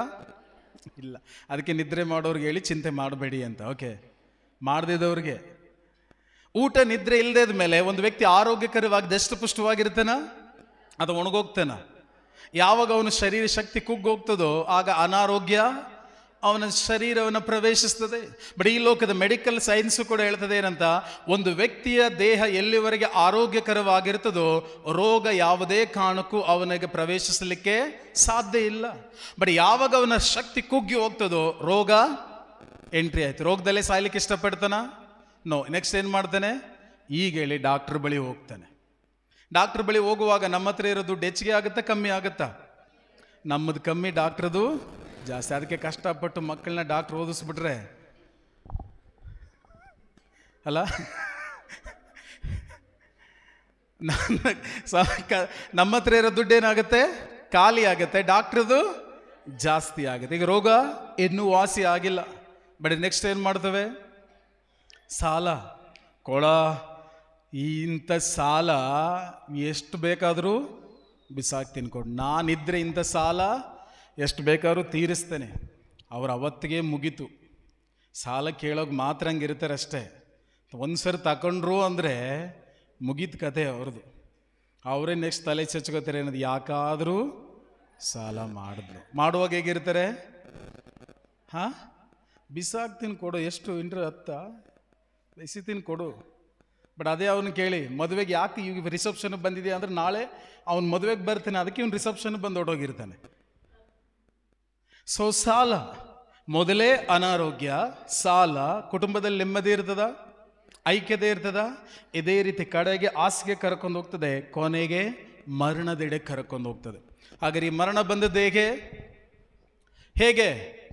ನೀವು ಯಾವಾಗ ಸಮಸ್ಯೆಯ ಬಗ್ಗೆ ಚಿಂತಿಸಲಿಕ್ಕೆ ಪ್ರಾರಂಭಿಸಿದ್ರೋ ಈ ಚಿಂತೆ ನಿಮ್ಮನ್ನು ಹಂತವಾಗಿ ನಿಮ್ಮನ್ನು ಮರಣದೆಡೆಗೆ ಕರ್ಕೊಂಡು ಹೋಗ್ತದೆ. ಹಾಗಾದ್ರೆ ಚಿಂತೆ ಒಳ್ಳೇದ ಕೆಟ್ಟದ್ದ? ಹೇಳಿ ನಿಮ್ಮ ಅಕ್ಕಪಕ್ಕದವ್ರನ್ನ ಮಾಡಬೇಡ ಅಂತ. ನೀವು ಚಿಂತೆ ಅಂತ ಹೇಳೋದೇ ಬೇಡ, ಹೇಳಿ ಮಾಡಬೇಡ ಅಂತ ಹೇಳಿ. ಹಾಂ, ಚಿಂತೆ ಒಳ್ಳೇದ ಕೆಟ್ಟದ್ದ? ಒಳ್ಳೇದ ಕೆಟ್ಟದ್ದ? ಸ್ವಾಮಿ ಚಿಂತೆ ಮಾಡಿ ಅಂದ್ರೆ ಮಾಡಬೇಡಿ ಅಂದ್ರ? ನಾವು ಯಾವುದನ್ನು ಮಾಡ್ತೇವೆ? ಅವ್ರು ಯಾವುದನ್ನು ಮಾಡಬೇಡಿ ಅಂದಿದ್ರು ಅದನ್ನೇ ಮಾಡೋದು ನಾವು, ಹೌದಲ್ಲೋ? ಅವ್ರು ಯಾವುದನ್ನ ಮಾಡಬೇಡಿ ಅಂದಿದಾರೋ ಅದನ್ನ ಜಾಸ್ತಿ ಮಾಡ್ತೀವಿ, ಯಾವುದನ್ನ ಮಾಡಿ ಅಂದಿದಾರೋ ಅದನ್ನ ಕಮ್ಮಿ ಎಲ್ಲ ಮಾಡೋದೇ ಇಲ್ಲ. ಅವ್ರು ಮಾಡಬೇಡಿ ಅಂದಿರೋದು ಯಾವುದು? ಚಿಂತೆ. ನಾವೇನು ಮಾಡ್ತೀವಿ? ಆ ಚಿಂತೆನ 60 ವರ್ಷ ಮುಂದೆ ಕೊಟ್ಟೋಗಿರ್ತೇವೆ. ಈಗ ಮಗನ ಮಗು ಈಗ ಹೊಟ್ಟೆಲಿರ್ತದೆ, ಆಗಲೇ ಅದಕ್ಕೆ ಯಾವ ಆಸ್ಪತ್ರೆಯಲ್ಲಿ ಕರ್ಕೊಂಡು ಹೋಗೋದು, ಎಲ್ಲಿ ಡೆಲಿವರಿ ಆಗೋದು, ಡೆಲಿವರಿ ಆದಮೇಲೆ ಯಾವ ಕಾನ್ವೆಂಟಿಗೆ ಸೇರಿಸ್ಲಿ, ಶಾಂತಿಪುರಕ್ಕೆ ಸೇರಿಸ್ಲಾ, ಹುಣಸೂರಿಗೆ ಸೇರಿಸಿದ್ರೆ ಬಸ್ಸು ಅದು ಏನು ಮಾಡೋದು, ಆ ಮಗುನ ನೋಡ್ಕೊಳ್ಳೋಕ್ಕೆ ನಾನೇ ಇರಬೇಕಾ ಇಲ್ವೋ, ಅದಕ್ಕೊಂದು ಸ್ವಂತ ಮನೆ ಎಲ್ಲಿ ತೆಗೀಲಿ, ಅಲ್ಲಿದಕ್ಕೆ ಹೆಣ್ಣು ಈಗಲೇ ಸಿಗ್ತಿಲ್ಲ, ಹೆಣ್ಣು ಗಂಡ ಆದರೆ ಅದಕ್ಕೆ ಹೆಣ್ಣೆಲ್ಲಿಂದ ತರಲಿ, ಅಂದರೆ ಇನ್ನು ಮಗು ಹೊಟ್ಟೆ ಒಳಗೆ ಇದೆ, ಆಗಲೇ ಅದಕ್ಕೆ ಮದುವೆ, ಅದಕ್ಕೆ ಮಗು ಎಲ್ಲ ಯೋಚನೆ. ಅಂದರೆ 60 ವರ್ಷ ಮುಂದಕ್ಕೆ ಹೋಗಿ ಹಿಂದಕ್ಕೆ ಬಂದಿರ್ತೀವಿ. ಯಾವುದನ್ನು ಮಾಡಬೇಡಿ ಎಂದಿರ್ತಾರೋ ಅದರಲ್ಲಿ ಫುಲ್ ಫಾಸ್ಟ್. ಬಟ್ ಸ್ವಾಮಿ ಮಾಡಿ ಅಂತ ಹೇಳಿದ್ದಾರೆ, ಯಾವುದನ್ನು? ನಿಮ್ಮ ಶತ್ರುಗಳನ್ನು ಬೇಡ, ಅದು ಮಾತ್ರ ಬೇಡ ಬ್ರದರ್, ಮುಟ್ಲೇಬೇಡಿ ಅದನ್ನು. ಅದಕ್ಕೂ ನಮಗೂ ಬರೋದೇ ಇಲ್ಲ. ಯಾವುದನ್ನು ಮಾಡಿ ಎಂದಿದಾರೋ ಅದನ್ನು ಮಾಡೋದಿಲ್ಲ, ಬಟ್ ಯಾವುದನ್ನು ಮಾಡಬೇಡಿ ಎಂದಿದ್ರು ಅದನ್ನು ಹೆಚ್ಚು ಮಾಡ್ತೀವಿ. ಬಟ್ ಆದರೂ ನಮ್ಮ ಬ್ರದರ್ ಹೇಳಿದಾಗೆ ಎದೆ ತಟ್ಟು ಹೇಳ್ತೀವಿ, I am Christian brother, I believe brother, ನಾನು ಯೇಸುವನ್ನು ನಂಬಿದ್ದೀನಿ ಬ್ರದರ್. ಸೊ ಹೇಗೆ ಮರಣ ಒಂದು ವ್ಯಕ್ತಿಯನ್ನು ಪ್ರವೇಶಿಸ್ತದೆ? ಪ್ರಿಯರೇ, ನೀವು ಯಾವಾಗ ಸಮಸ್ಯೆಗಳ ಬಗ್ಗೆ ಆಲೋಚಿಸಲಿಕ್ಕೆ ಪ್ರಾರಂಭಿಸ್ತೀರೋ, ನೀವು ಅದನ್ನು ನುಡಿಲಿಕ್ಕೆ ಪ್ರಾರಂಭಿಸ್ತೀರೋ, ನಿಮ್ಮ ಜೀವಿತದಲ್ಲಿ ಅದು ಮರಣವನ್ನು ತಂದೊಯ್ತದೆ. ಅದಕ್ಕಾಗಿ ದೈವ ವಾಗ್ದಾನ ತಿಳಿಸುವಂಥದ್ದು, ಒಂದು ವ್ಯಕ್ತಿಯನ್ನು ಕೊಲ್ಲಲಿಕ್ಕೆ ಒಂದು ಚಾಕು ಚೂರಿಯೇ ಬೇಕಾಗಿಲ್ಲ, ಒಂದು ಮನುಷ್ಯನ ಬಾಯಿಂದ ಬರುವಂತಹ ನುಡಿಗಳು ಸಾಕು. ನಾನು ನುಡಿಯುವಂಥ ನುಡಿ ಅವನನ್ನು ಪ್ರೋತ್ಸಾಹನಾದರೂ ಮಾಡಬಹುದು, ಇಲ್ಲ ಅವನ ಜೀವಿತವನ್ನು ಮನನೊಂದು ನಾಶನದೆಡೆಗಾದರೂ ಕರೆದೊಯ್ಯಬಹುದು. ಹಾಗಾಗಿ ನಮ್ಮ ಬಾಯಿಂದ ಬರುವಂಥ ಪ್ರತಿಯೊಂದು ನುಡಿಗಳ ಕಡೆ ನಾವು ಎಚ್ಚರಿಕೆಯನ್ನು ವಹಿಸಬೇಕು. ಬಟ್ ಲೋಕ ಹೇಳೋದೇನು? ನಿನಗೆ ದುಃಖ ಇದೆಯಾ, ಏನು ಮಾಡು, ಹೋಗು, ಹೇಳ್ಕೋ, ತೋಡ್ಕೋ, ತೋಡು. ಯಾವಾಗ ನೀವು ತೋಡ್ಕೋತೀರೋ ಆಗೇನಾಗತ್ತೆ? ಹೊಲದಲ್ಲೂ ತೋಡ್ತೀರಾ, ಕೆರೆಯಲ್ಲೂ ತೋಡ್ತೀರಾ, ಮನೆ ಮುಂದೆ ನಲ್ಲಿ ಹತ್ರನೂ ತೋಡ್ತೀರಾ. ತೋಡಾದ್ಮೇಲೆ ಏನು ಅನಿಸ್ತದ? ಹಬ್ಬ ಸಮಾಧಾನ ಆಯ್ತು. ಯಾಕೆ? ಬೀಜ ಎಲ್ಲ ಭೂಮಿಗೆ ಹಾಕಿದ್ದೀರಾ, ಆಮೇಲೆ ಫಲ ಬಂದೇ ಬರುತ್ತೆ. ನೀವು ಇನ್ನೊಬ್ಬರ ಹತ್ರ ಸಮಸ್ಯೆನ ಬಾಯಿ ತೆರೆದು ಹೇಳೋದ್ರಿಂದ ನಿಮಗೆ ಸಮಾಧಾನ ಆಗೋದಿಲ್ಲ, ಅವರು ಕೂಡ ಸುಮ್ಮನೆ ಇರೋದಿಲ್ಲ. ಅಮ್ಕಿ ಎಲ್ಲನ್ನ ಕೇಳಿದ್ರೆ ಏನಂತ, ಯಾಕೆ ಹಿಂಗಿದೆಯಾ? ಏನಿಲ್ಲ ಬಿಡಕ್ಕ, ಏನಿಲ್ಲ ಅಂದ್ರೆ ಅಷ್ಟಕ್ಕೆ ನಿಲ್ಲಿಸ್ಬಿಡ್ತಾರೆ ಹೆಣ್ಮಕ್ಳು. ಅವ್ರು ಹೇಳೋದು ನೆಕ್ಸ್ಟ್ ಡೈಲಾಗ್ ಏನು ಗೊತ್ತಾ? ಗೊತ್ತು ಹೇಳು, ನಿಮ್ಮ ಮನೇಲೆ ಎಲ್ಲ ನಮ್ಮ ಮನೇಲೂ ಹಂಗೆ ಕಣೆ ಹೇಳು. ಅಲ್ಲಿಗೆ ಗೇಟ್ ಓಪನ್ ಆಯಿತು. ಸೊ ಗೇಟ್ ಓಪನ್ ಆಯ್ತು ಅಂದರೆ ಒಂದು ಸರಿ ಡ್ಯಾಮು ಫುಲ್ ಖಾಲಿ ಆಗೋವರೆಗೆ ಕೇಳಿದವರು ಹೇಳ್ಬೇಕು, ಇರು ಒಂಚೂರು ಹೋಗಿ ಬರ್ತೀನಿ ಇರು. ಎಲ್ಲನ್ನು ತೋಡಿ ಸಮಾಧಾನವಾಗಿ ಹೋಗ್ತೀರ. ಬಟ್ ಫಲ ಬಂದೇ ಬರುತ್ತೆ. ನೀವೇನೆಲ್ಲ ಸಮಸ್ಯೆ ಎಂಬ ಬೀಜವನ್ನು ಬಿತ್ತಿದ್ದೀರೋ ಅದರ ಫಲವನ್ನು ನಾವು ಅನುಭವಿಸಲೇಬೇಕು. ಅದಕ್ಕಾಗಿ ಪ್ರಿಯರೇ, ದೇವರ ವಾಗ್ದಾನ ತಿಳಿಸುವಂಥದ್ದು, ಪ್ರಿಯ ಮಕ್ಕಳೇ, ನಿಮ್ಮ ಬಾಯಿಂದ ಬರುವಂಥ ಪ್ರತಿಯೊಂದು ನುಡಿಗಳು ನೀವೇನನ್ನು ನಂಬಿದ್ದೀರೋ ಅದನ್ನೇ ನೀವು ಬಾಯಿ ತೆರೆದು ನುಡಿಯೋರಾಗಿದ್ದೀರಿ. ಮತ್ತು ದೈವ ವಾಗ್ದಾನ ತಿಳಿಸಿದ ಮಾರ್ಕ್ 11ನೇ ವಾಕ್ಯ 24ರಲ್ಲಿ ನೀವು ನೋಡುವಾಗ, ಅವನು ನಂಬಿದಂತೆ ಹೇಳಿದಂತೆಯೇ ಅವನಿಗೆ ಆಗುವುದು. ಲಾಸ್ಟ್ ಅದನ್ನು ನೋಡೋಣ. ಮಾರ್ಕ್ 11:24. ಮಾರ್ಕ 11:24. ಓಕೆ. ಆದುದರಿಂದ ನೀವು ಪ್ರಾರ್ಥನೆಯಲ್ಲಿ 23 ಆಗ ಯಾವನಾದರೂ ಈ ಬೆಟ್ಟಕ್ಕೆ ನೀವು ಇಲ್ಲಿಂದ ಕಿತ್ತುಕೊಂಡು ಹೋಗಿ ಸಮುದ್ರದಲ್ಲಿ ಬೀಳು ಎಂದು ಹೇಳಿ ಮನಸ್ಸಿನಲ್ಲಿ, ಅದು ತನ್ನ ಹೃದಯದಲ್ಲಿ, ಓಕೆ, ಮನಸ್ಸಿನಲ್ಲಿ ಸಂದೇಶ ಪಡದೆ ಅದು ಸಂಭವಿಸುವುದೆಂದು ವಿಶ್ವಾಸಿಸಿದರೆ ನಾನು ನಿಮಗೆ ನಿಶ್ಚಯವಾಗಿ ಹೇಳುತ್ತೇನೆ, ಅವನು ಹೇಳಿದಂತೆಯೇ ಆಗುವುದು. ಹೇಳಿ ನಿಮ್ಮ ಪಕ್ಕದವರಿಗೆ, ನೀನು ಹೇಳಿದಂತೆಯೇ ನನಗಲ್ಲ ನಿನಗೆ ಆಗುವುದು. ನಾನು ಹೇಳಿದಂತೆ ನಿನಗಲ್ಲ ನನಗೆ ಆಗುವುದು. ಯಾಕೆಂದರೆ ನಾನು ನಂಬಿ ಏನನ್ನು ಹೇಳುತ್ತೇನೋ ಅದೇ ನನಗಾಗುವುದು. ಹಾಲೆಲೂಯ್ಯ. ನಿನ್ನ ಮನೆ ಹಾಳಾಗಲಿ ಅಂದರೆ ಏನಾಗುತ್ತೆ? ಅವ್ರದ್ದು ಹಾಳಾಗಲ್ಲ, ಯಾರ್ದು? ನಮ್ದು ಹಾಳೋಗಿ ಪಾತಾಳ ಕೊಟ್ಟೋಗುತ್ತೆ. ಸಕ್ಕೆ ನಾವು ಏನನ್ನು ಬಿತ್ತುತ್ತೇವೋ ಅದನ್ನೇ ನಾವು ಕುಯ್ಯಬೇಕು. ಸದನಾಗಿದೆ ದೇವರ ವಾಗ್ದಾನ ತಿಳಿಸುವಂಥದ್ದು. ಆಕೆ ಇಲ್ಲಿವರೆಗೆ ಸಮಸ್ಯೆ ಬಗ್ಗೆ ಆಲೋಚಿಸ್ತಾ ಇದ್ಲು. ಈಗ ಆಕೆ ಏನು ಮಾಡಿದ್ಲು? ಯೇಸುವಿನ ಬಗ್ಗೆ ಆಲೋಚಿಸಲಿಕ್ಕೆ ಶುರು ಮಾಡಿದ್ಲು. ಯಾವಾಗ ಹೌದು ನಾನು ಯೇಸುವಿನ ಉಡುಪನ್ನು ಮುಟ್ಟಿದಾಕ್ಷಣ ಗುಣ ಹೊಂದ್ಕೊಳ್ತೇನೆ. ಬಟ್ ಈಗೇನಾದರೂ ಆ ಪ್ರಾರ್ಥನೆಯನ್ನು ಮಾಡೋದಾದರೆ ಅದು ರಾಂಗ್. ಏಸಪ್ಪ ಒಮ್ಮೆ ನನ್ನನ್ನು ಮುಟ್ಬಿಡು, ನಾನು ನಿಮ್ಮನ್ನೊಮ್ಮೆ ಮುಟ್ಟಬೇಕು, ಇದೆಲ್ಲವೂ ಕೂಡ ರಾಂಗ್. ಯಾಕೆಂದರೆ ಇನ್ನೂ ಯೇಸು ಸ್ವಾಮಿ ಆಗ ಶಿಲುಬೆ ಮೇಲೆ ಪ್ರಾಣ ತ್ಯಾಗ ಮಾಡಿರಲಿಲ್ಲ. ಈಗ ಪ್ರಾಣ ತ್ಯಾಗ ಮಾಡಿ ಏನು ಮಾಡಿದ್ದಾರೆ? 1 ಪೇತ್ರ 2:24 ನಾವು ನೋಡಿದ್ದೇವೆ, ನಾವು ಪಾಪದ ಪಾಲಿಗೆ ಸತ್ತು ಸತ್ಯಕ್ಕೋಸ್ಕರ ಜೀವಿಸುವಂತೆ ಕ್ರಿಸ್ತ ಯೇಸು ನಮ್ಮ ಪಾಪಗಳನ್ನು ತನ್ನ ದೇಹದಲ್ಲಿ ಹೊತ್ತು ಶಿಲುಬೆಯ ಮರವನ್ನು ಏರಿದರು. ಹಾಲೆಲೂಯ್ಯ. ಏನಾದರೂ ಡೌಟ್ ಇದೆಯಾ ಅದರಲ್ಲಿ? ಅವ್ರು ಏರ್ಬೇಕಾ? ಏರಿದ್ರ? ಅವ್ರು ಯಾಕೆ ಶಿಲುಬೆಯನ್ನು ಏರಿದ್ದು? ನಮ್ಮ ಪಾಪಗಳನ್ನು. ಆಗ ನಾವು ಪಾಪಿಗಳ? ನಾವು ಪಾಪವನ್ನು ಮಾಡಿ, ನಾವು ತಪ್ಪನ್ನು ಮಾಡಿ ಪಾಪಿಗಳ? ನಾವು ಪಾಪವನ್ನು ಮಾಡಿ ಪಾಪಿಗಳಲ್ಲ. ಆದಾಮನು ಮಾಡಿದ ಪಾಪದ ನಿಮಿತ್ತವಾಗಿ ನಾವೆಲ್ಲರೂ ಪಾಪಿಗಳಾಗಿ ಮಾರ್ಪಟ್ಟಿದ್ವಿ. ಬಟ್ ನಾವು ಪಾಪಿಗಳಾಗಿ ಮಾರ್ಪಟ್ಟಿದ್ದರಿಂದ ನಾವೆಲ್ಲರೂ ಸಾಲ, ಬಡತನ, ಕಷ್ಟ, ಸಂಕಟ, ಕಣ್ಣೀರನ್ನು ನಾವು ಅನುಭವಿಸಬೇಕಾಗಿತ್ತು. ಬಟ್ ಆದರೆ ಯೇಸು ಸ್ವಾಮಿ ಒಮ್ಮೆಗೆ ಏನು ಮಾಡಿದ್ರು? ಆ ಪಾಪ ಎಂಬಂಥ ಮೂಲ ಬೇರನ್ನೇ ಒಮ್ಮೆಗೆ ತನ್ನ ದೇಹದಲ್ಲಿ ಹೊತ್ತುಕೊಂಡು ಏನು ಮಾಡಿದ್ರು? ಶಿಲುಬೆಯಲ್ಲಿ ಜಡಿಯಲ್ಪಟ್ರು. ಅವರನ್ನು ಶಿಲುಬೆಯಲ್ಲಿ ಜಡಿಯುವಾಗ ದೈವ ವಾಗ್ದಾನ ತಿಳಿಸದೆ ಅವರ ಇಡೀ ಶರೀರವೆಲ್ಲವೂ ಕೂಡ ಗಾಯಕ್ಕೆ ಒಳಗಾಯಿತು. ಯಾಕೆಂದರೆ ಯೆಶಾಯ 53 ನೀವು ತೆಗೆದು ನೋಡೋದಾದ್ರೆ ಹೇಳ್ತದೆ, ಅವನು ಜರ್ಜರಿತನಾದ, ಆತನು ಹಿಂಸೆಗೆ ಒಳಗಾದ ನಮ್ಮ ದುಷ್ಕೃತ್ಯಗಳ ನಿಮಿತ್ತವಾಗಿ. ಅದರ ಅರ್ಥ ನಿಮ್ಮನ್ನ ಶಿಲುಬೆಗೆ ಜಡಿಯಬೇಕಾಗಿತ್ತು. ಬಟ್ ಆದರೆ ಪ್ರಭು ಯೇಸು ಕ್ರಿಸ್ತರು ತಾವು ನಮ್ಮ ತಪ್ಪುಗಳನ್ನು ತನ್ನ ದೇಹದಲ್ಲಿ ಹೊತ್ತುಕೊಂಡು ಅವರು ಶಿಲುಬೆಯಲ್ಲಿ ಜಡಿಯಲ್ಪಟ್ರು. ಅದರ ಮೂಲಕವಾಗಿ ನಾವು ನೋಡ್ತೇವೆ, ಅದರ ನಿಮಿತ್ತವಾಗಿ ಅವರ ಇಡೀ ಶರೀರವೆಲ್ಲ ಏನಾಯಿತು? ಗಾಯಕ್ಕೆ ಒಳಗಾಯಿತು. ಯಾಕೆ ಅವರ ಶರೀರ ಗಾಯಕ್ಕೆ ಒಳಗಾಯಿತಂದರೆ ನಮ್ಮ ರೋಗವನ್ನು ಅವರು ತೆಗೆದುಕೊಂಡ್ರು, ಅವರ ಆರೋಗ್ಯವನ್ನು ನಮಗೆ ಕೊಟ್ಟಿದ್ದಾರೆ.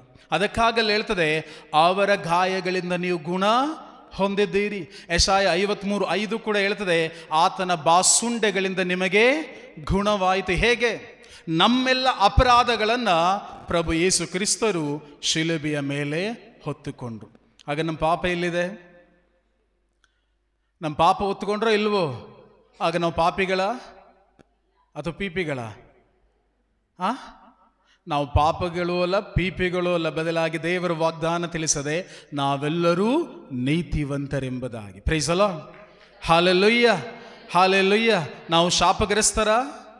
ನಮ್ಮ ಮೇಲೆ ಯಾವುದಾದ್ರು ಶಾಪ ಇದೆಯಾ? ನೋ. ಯಾಕೆಂದರೆ ಧರ್ಮಶಾಸ್ತ್ರದಲ್ಲಿ ಹೇಳಲಾಗಿದ್ದಂಥ ಎಲ್ಲ ಶಾಪದಿಂದ ನಮ್ಮನ್ನು ಪಾರು ಮಾಡಿದ್ದಾರೆ. ಹಾಗಾಗಿ ನಾವು ಶಾಪಗ್ರಸ್ತರಲ್ಲ, ಬದಲಾಗಿ ಆಶೀರ್ವದಿತರಾಗಿದ್ದೇವೆ. Hallelujah, hallelujah. ಇದು ಸತ್ಯವಾಕ್ಯ ನಮಗೆ ತಿಳಿಸುವಂಥದ್ದು. ಹಾಗೆ ನಾನು ಗುಣಪಡಿಸ್ಬೇಕಾ? ದೇವರು ಗುಣಪಡಿಸಿದಾರ? ಪಡಿಸಿದಾರ? ಹಾಗೆ ನಾನು ಆಶೀರ್ವದಿತನ ಶಾಪಗ್ರಸ್ತನ? ನನ್ನ ಮೇಲೆ ಯಾವುದ್ರ ಮಾಟ ಮಂತ್ರ ಶಕ್ತಿ ನಡಲಿಕ್ಕೆ ಸಾಧ್ಯ ಇದೆಯಾ? ನೋ. ಯಾಕೆಂದ್ರೆ ಎಲ್ಲದರ ಮೇಲೆ ಪ್ರಭು ನಮಗೆ ಅಧಿಕಾರವನ್ನು ಕೊಟ್ಟಿದ್ದಾರೆ. ಹಲ್ಲೆಲೂಯಾ. ಹಾಗರೆಲ್ಲ ನಮ್ಮ ಪಾಪವನ್ನು ಪ್ರಭು ಯೇಸು ಏನು ಮಾಡಿದ್ರು? ಶಿಲುಬೆಯ ಮೇಲೆ ಹೊತ್ತರು. ಶಿಲುಬೆಯಲ್ಲಿ ಮರಣವನ್ನು ಹೊಂದುವುದರ ಮೂಲಕವಾಗಿ ಅದಕ್ಕೆ ಬೇಕಾದ ಬೆಲೆಯನ್ನು ಒಮ್ಮೆಗೆ ಅವರು ಶಿಲುಬೆಯಲ್ಲಿ ಕೊಡಲ್ಪಟ್ಟರು.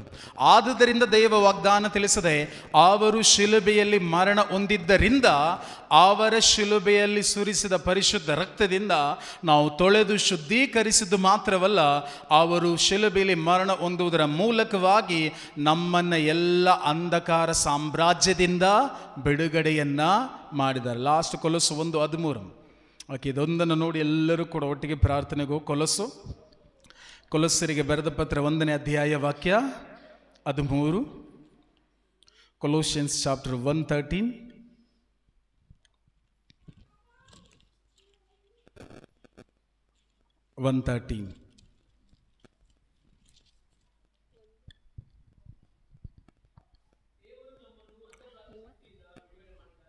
ಓಕೆ, ಸಿಕ್ತಾ? 1:13. ಓಕೆ, ನಿಮ್ಮ ಬೆರಳು ಮೇಲೆ. ಓಕೆ, ದೇವರು ನಮ್ಮನ್ನು ಅಂಧಕಾರದ ಆಡಳಿತದಿಂದ ಬಿಡುಗಡೆ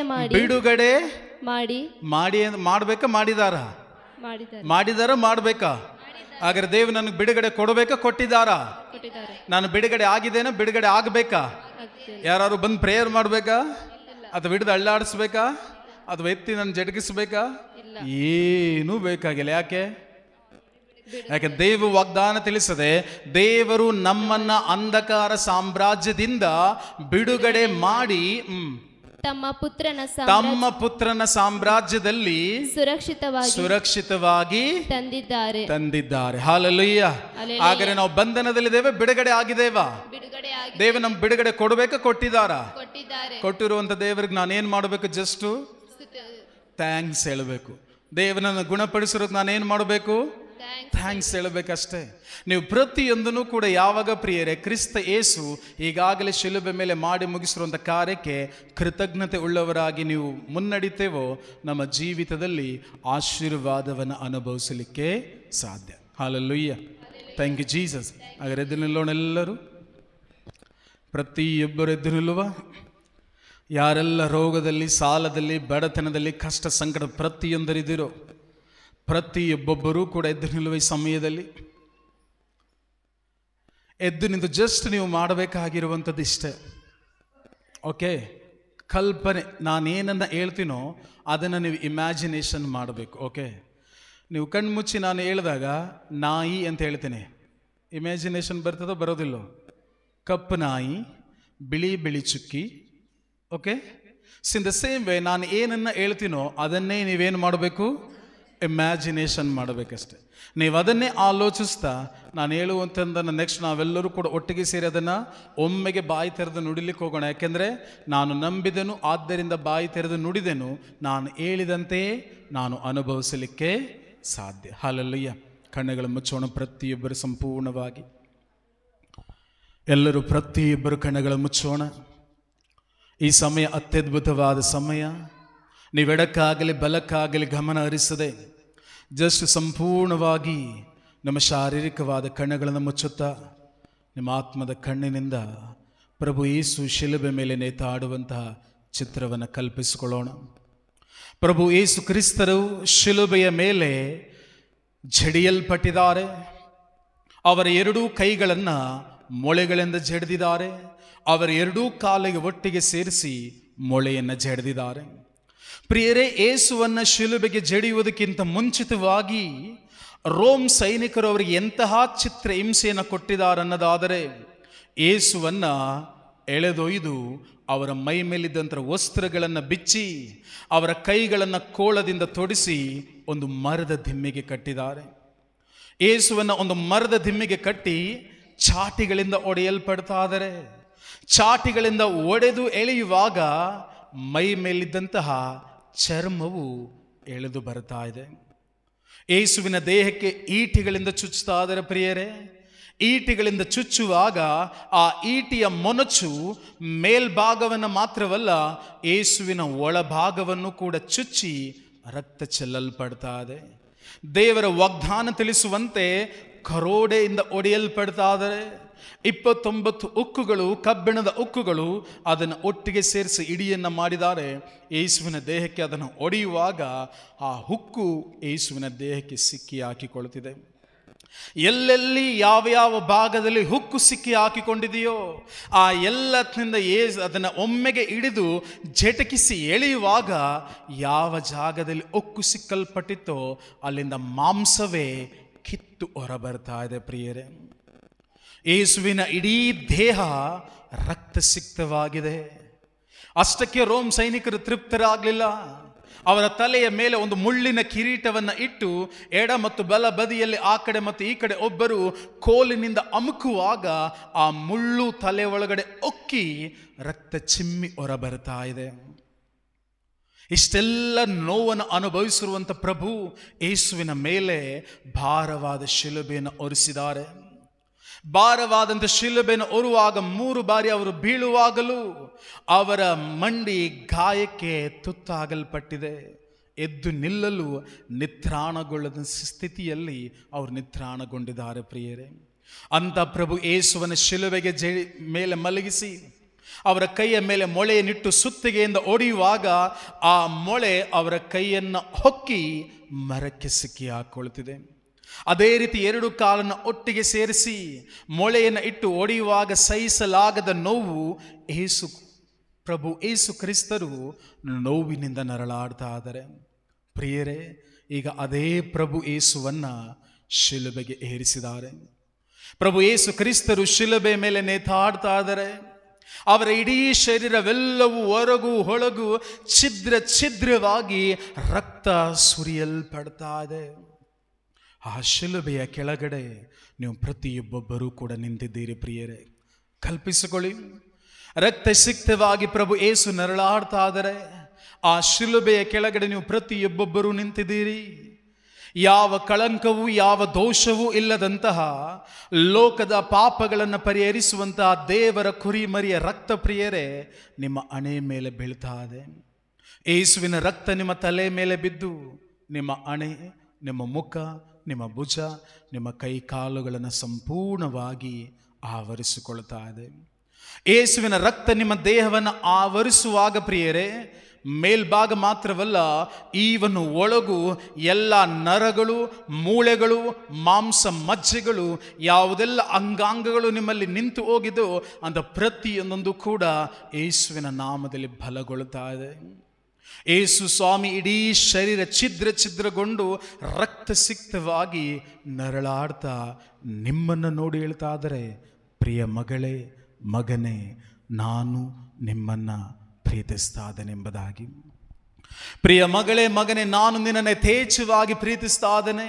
ನನ್ನ ಇಡೀ ಶರೀರದಲ್ಲಿ ಅನುಭವಿಸುವಂಥ ನೋವು ಇದು ನನ್ನದಲ್ಲ, ನಿನ್ನದು. ಯಾಕೆ ನಾನು ಇದೆಲ್ಲವನ್ನು ಹೊತ್ತುಕೊಂಡಿದ್ದೆ ಅನ್ನೋದಾದರೆ ನಿನಗಾಗಿ. ಪ್ರಿಯ ಮಗುವೇ, ನಾನು ನಿನ್ನನ್ನು ಯಥೇಚ್ಛವಾಗಿ ಪ್ರೀತಿಸ್ತಾ ಇದ್ದೇನೆಂಬುದಾಗಿ.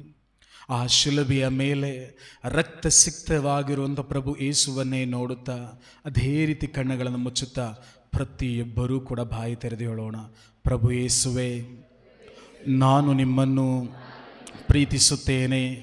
ಪ್ರಭು ಯೇಸುವೇ, ನೀವು ಸರ್ವಶಕ್ತನ ಏಕೈಕ ಪುತ್ರರು ಎಂಬುದಾಗಿ ನಾನು ನಂಬುತ್ತೇನೆ. ಪ್ರಭು ಯೇಸುವೇ, ನೀವು ನನಗೋಸ್ಕರ ಈ ಭೂಲೋಕದಲ್ಲಿ ಜನಿಸಿ ನನ್ನ ಪಾಪ ಶಾಪಗಳನ್ನು ಶಿಲುಬೆಯಲ್ಲಿ ಹೊತ್ತು ಮರಣ ಹೊಂದಿದ್ದೀರಿ.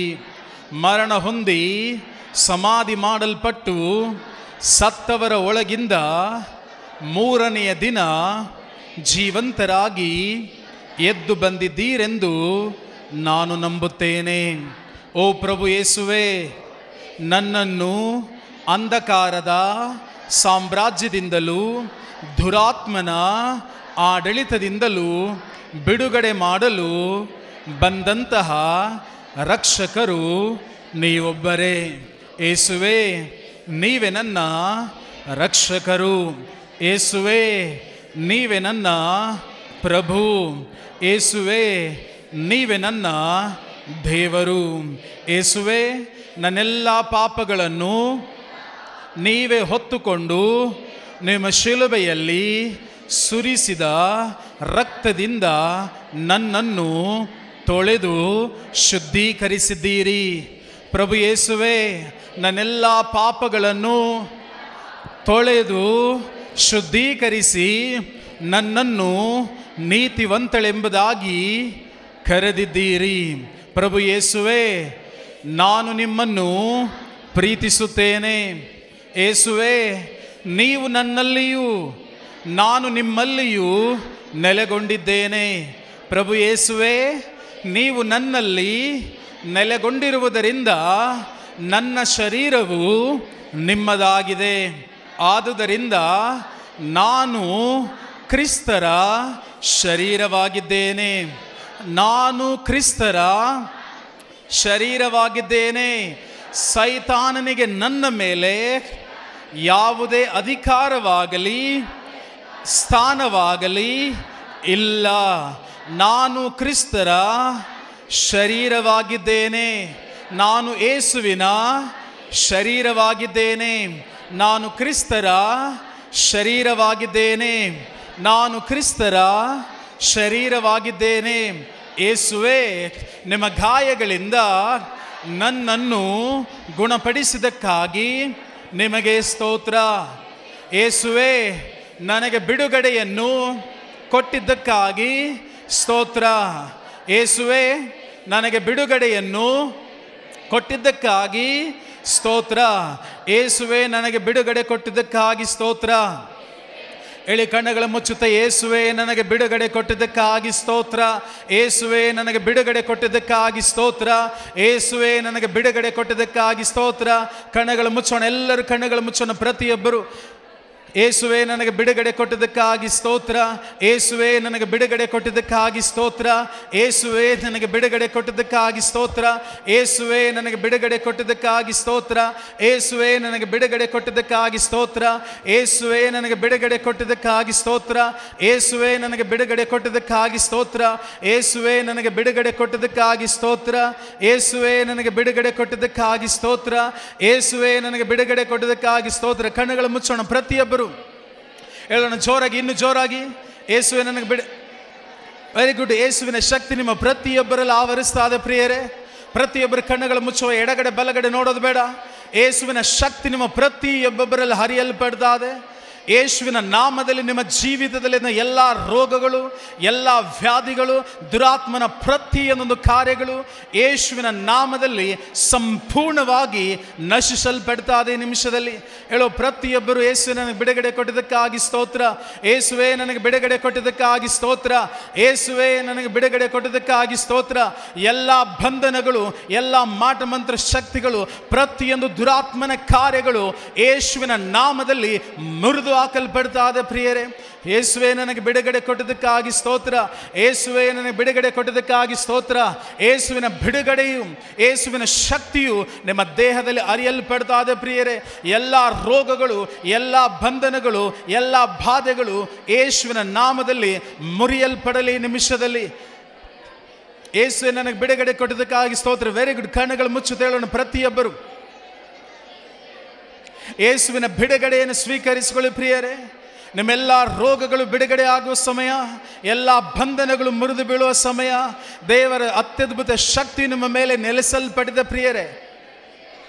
Thank you Jesus. ಹಲ್ಲೆಲೂಯಾ. ಪ್ರತಿಯೊಬ್ಬರು ಹೇಳುವ, ಕಣ್ಣುಗಳ ಮುಚ್ಚುತ್ತ, ಯೇಸು, ನನಗೆ ಬಿಡುಗಡೆ ಕೊಟ್ಟಿದ್ದಕ್ಕಾಗಿ ಸ್ತೋತ್ರ. ಬಿಡುಗಡೆ ಕೊಟ್ಟಿದ್ದಕ್ಕಾಗಿ ಸ್ತೋತ್ರ.